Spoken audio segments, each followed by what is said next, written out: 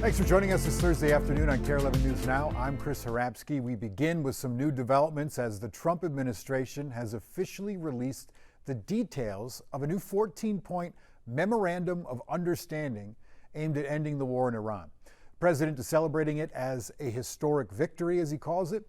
NBC's Matt Bradley has the very latest.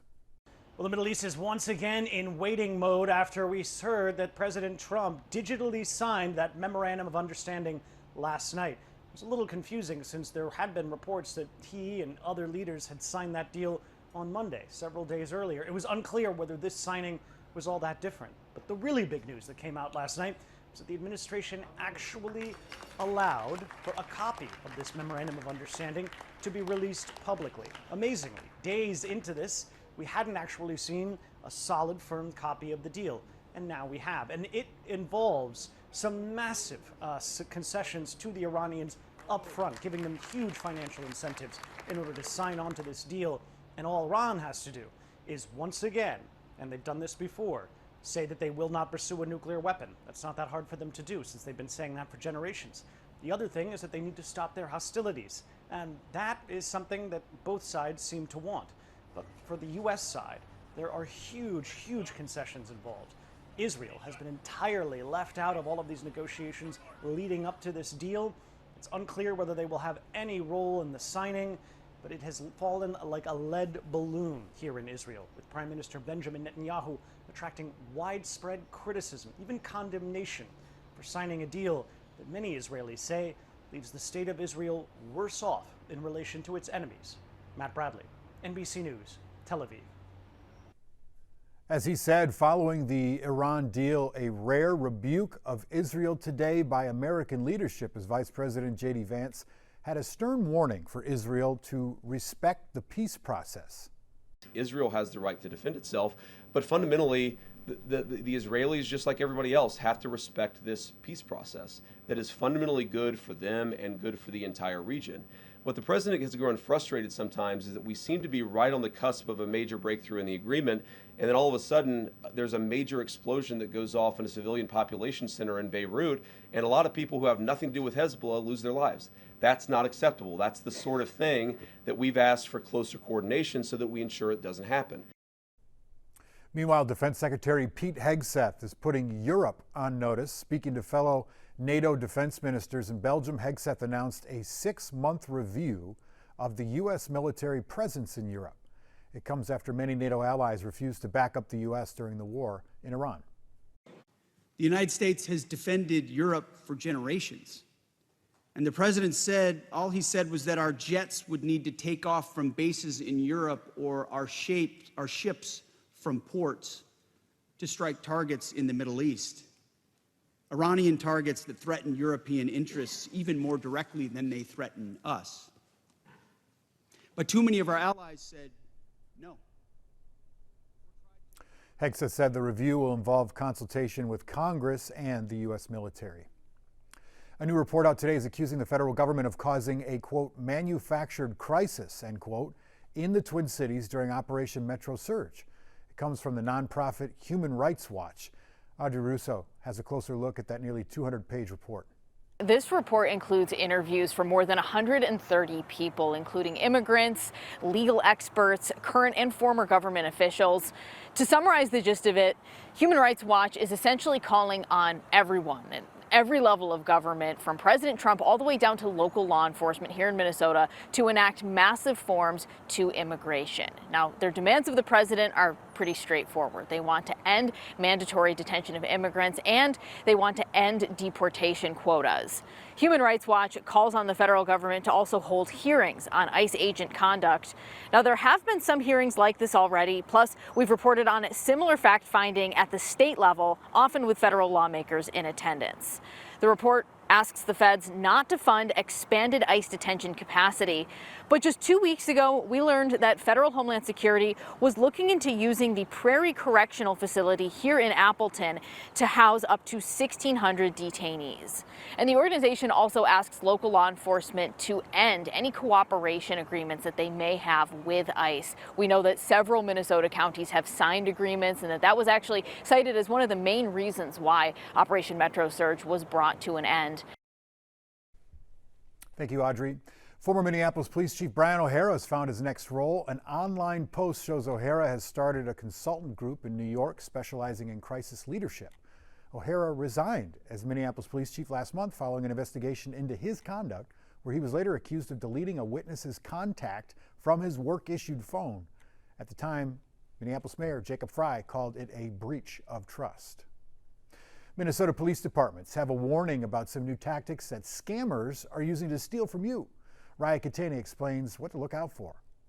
The avenues to fraud can be full of curves, but Mendota Heights police captain says scammers are getting more savvy, creative. Since gaining popularity in recent years, authorities say cryptocurrency ATMs have been a source of scams for many, but they'll soon be a thing of the past in Minnesota. I feel great about it. It was bipartisan and really something that I think Minnesotans should be proud of. Parker Mertz leads the Consumer Action Division at the Minnesota Attorney General's office. In the last year, he says their office received reports of scams with losses totaling more than $20 million. The highest value loss scams that we see are with cryptocurrency generally. In May, Governor Walz signed a law banning these ATMs, saying they have to go offline by August 1st and must be removed from all businesses by the end of the year. Do you have concerns that with these machines going away, scammers will try to look for other avenues to take advantage of people? I mean, I know that they're doing that. We're seeing this pivot and finding new ways to take advantage of our citizens. This is one of the latest cases Mendota Heights police are currently investigating. They say a scammer used someone else's credit card to make a purchase, shipped it to a random Mendota Heights address, and showed up to pick up the package during the delivery window. That sounds really elaborate. I don't know that I've come across one quite like that. Whether it's a new or old scam, the experts say protecting yourself remains the same. Slow down and don't feel pressured to make quick decisions. Raya Katane reporting there. The clock is ticking on thousands of dollars of unclaimed lottery prizes.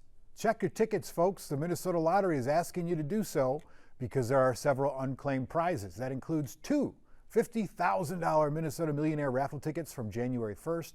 There are also three outstanding $50,000 Powerball tickets from December 13th, April 4th, and June 3rd. December 13th, April 4th, June 3rd. You have 1 year to claim those prizes. To sports now, the Minnesota Aurora. They're still undefeated after another shutout win last night. There are just 3 games left in what has been a phenomenal season. Jessica Hart has more on the team's success. You might not know this, but there's actually an undefeated sports team in Minnesota, and even though we're at TCO Stadium, I'm definitely not talking about the Vikings. It's Fields, and she'll cut it in front, and it's in! Can it go? Are you serious? It's all coming up, Aurora, shining brighter together. Soccer is a team sport, but no team has come together like the Minnesota Aurora. We absolutely want to win a championship. Manu Costa coaches the goalkeepers. They work hard, and I push them. A work ethic that's pushed boundaries. Setting the bar high and understanding that everyone involved wants to keep pushing that bar as high as we can. The Aurora have not only set the bar high, they are the bar. They're giving everything they have. Because this team is undefeated. Truly is difficult. I think that the more that we play, the more teams get film on us, the more teams study us, the more the teams want to beat us. But being undefeated this season isn't where the bar stops. The team's 2 goalkeepers haven't allowed a single goal. What's the one objective in soccer? To score goals. And then they created the goalkeepers, right? It's the one position that was made to stop the game objective. It's amazing. Yeah, I'm very proud of them. I think it speaks so highly of who they are as people and of who they are as athletes. The Aurora's record this season speaks to the type of athletes they have on this team, a team who plans to win it all together. Just to be able to see these young people giving everything that they have to what they love and to the profession they want to pursue, it's amazing. In Eagan, Jessica Hart, KARE 11 News. We are just 2 days out from the start of the Special Olympics, USA, and it is here in the Twin Cities.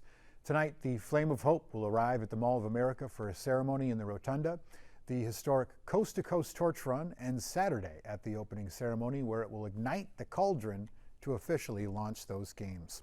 The Special Olympics are a massive effort with an estimated 100,000 visitors, fans, family members expected to be in the Twin Cities this week. Gordon Severson shows us the opportunities that you have to be a part of the games as a volunteer.